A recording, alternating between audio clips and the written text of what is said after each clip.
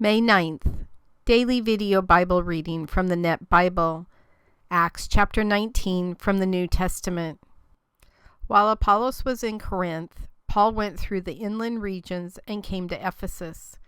He found some disciples there and said to them, "Did you receive the Holy Spirit when you believed?" They replied, "No, we have not even heard that there is a Holy Spirit."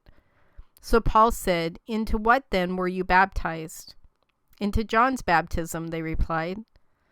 Paul said, "John baptized with a baptism of repentance, telling the people to believe in the one who was to come after him, that is, in Jesus." When they heard this, they were baptized in the name of the Lord Jesus. And when Paul placed his hands on them, the Holy Spirit came upon them, and they began to speak in tongues and to prophesy. Now there were about 12 men in all. So Paul entered the synagogue and spoke out fearlessly for 3 months, addressing and convincing them about the kingdom of God. But when some were stubborn and refused to believe, reviling the way before the congregation, he left them and took the disciples with him, addressing them every day in the lecture hall of Tyrannus. This went on for 2 years, so that all who lived in the province of Asia, both Jews and Greeks, heard the word of the Lord. God was performing extraordinary miracles by Paul's hands, so that when even handkerchiefs or aprons that had touched his body were brought to the sick, their diseases left them, and the evil spirits went out of them. But some itinerant Jewish exorcists tried to invoke the name of the Lord Jesus over those who were possessed by evil spirits, saying, "I sternly warn you by Jesus, whom Paul preaches." Now 7 sons of a man named Sceva, a Jewish high priest, were doing this. But the evil spirit replied to them, "I know about Jesus, and I am acquainted with Paul, but who are you?" Then the man who was possessed by the evil spirit jumped on them and beat them all into submission. He prevailed against them so that they fled from that house naked and wounded. This became known to all who lived in Ephesus, both Jews and Greeks. Fear came over them all, and the name of the Lord Jesus was praised. Many of those who had believed came forward, confessing and making their deeds known. Large numbers of those who had practiced magic collected their books and burned them up in the presence of everyone. When the value of the books was added up, it was found to total 50,000 silver coins. In this way, the word of the Lord continued to grow in power and to prevail. Now, after all these things had taken place, Paul resolved to go to Jerusalem, passing through Macedonia and Achaia. He said, "After I have been there, I must also see Rome." So after sending 2 of his assistants, Timothy and Erastus, to Macedonia, he himself stayed on for a while in the province of Asia. At that time a great disturbance took place concerning the way. For a man named Demetrius, a silversmith who made silver shrines of Artemis, brought a great deal of business to the craftsmen. He gathered these together along with the workmen in similar trades and said, "Men, you know that our prosperity comes from this business. And you see and hear that this Paul has persuaded and turned away a large crowd, not only in Ephesus, but in practically all of the province of Asia, by saying that gods made by hands are not gods at all. There is danger not only that this business of ours will come into disrepute, but also that the temple of the great goddess Artemis will be regarded as nothing, and she, whom all the province of Asia and the world worship, will suffer the loss of her greatness." When they heard this, they became enraged and began to shout, "Great is Artemis of the Ephesians!" The city was filled with the uproar, and the crowd rushed to the theater together, dragging with them Gaius and Aristarchus, the Macedonians who were Paul's traveling companions.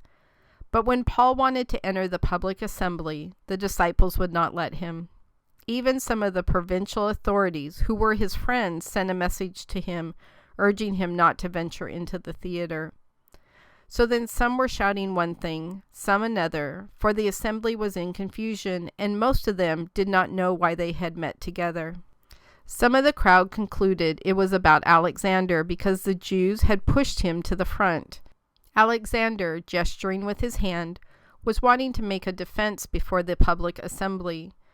But when they recognized that he was a Jew, they all shouted in unison, "Great is Artemis of the Ephesians," for about 2 hours.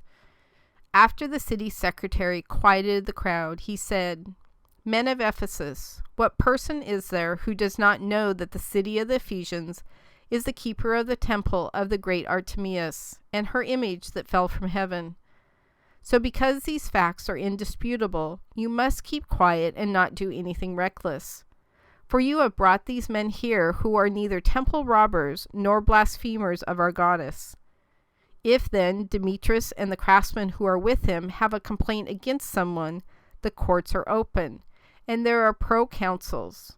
Let them bring charges against one another there. But if you want anything in addition, it will have to be settled in a legal assembly. For we are in danger of being charged with rioting today, since there is no cause we can give to explain this disorderly gathering." After he had said this, he dismissed the assembly.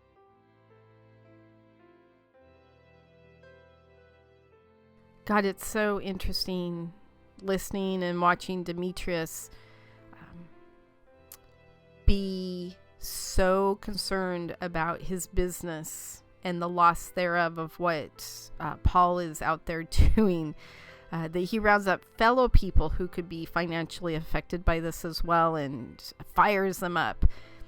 And he fires them up in 2 ways. One, he, of course, mentions that they're going to be losing money, and then he also fires up their passion for their so-called religious beliefs of Artemis.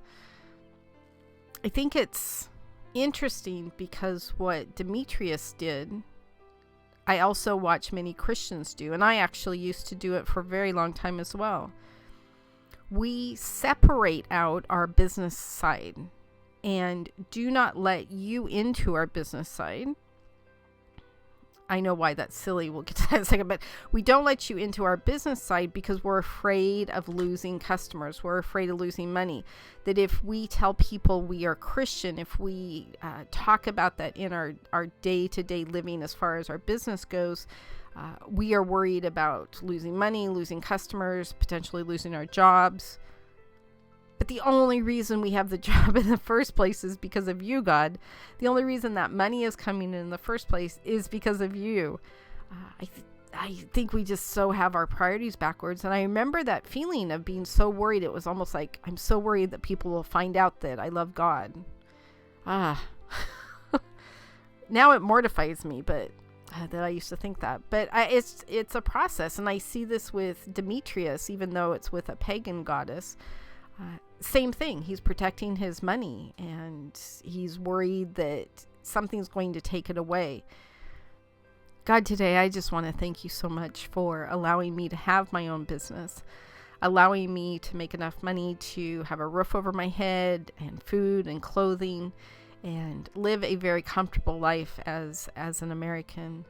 You have blessed me more than I could ever possibly imagine. More than I ever deserve. I think back to some of the conversations David had with you. Who am I that I deserve these things? That I deserve even a small portion of these things?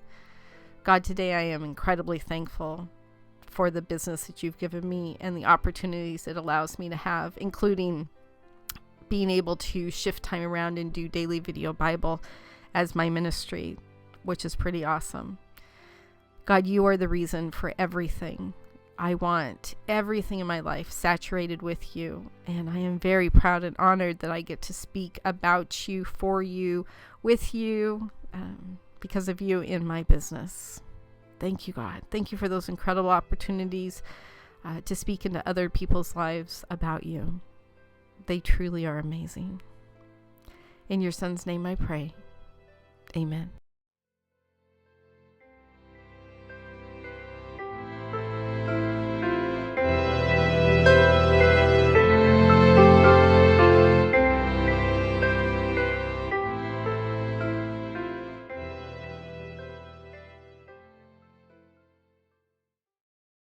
Hey kids, how does God make you feel in your baptism?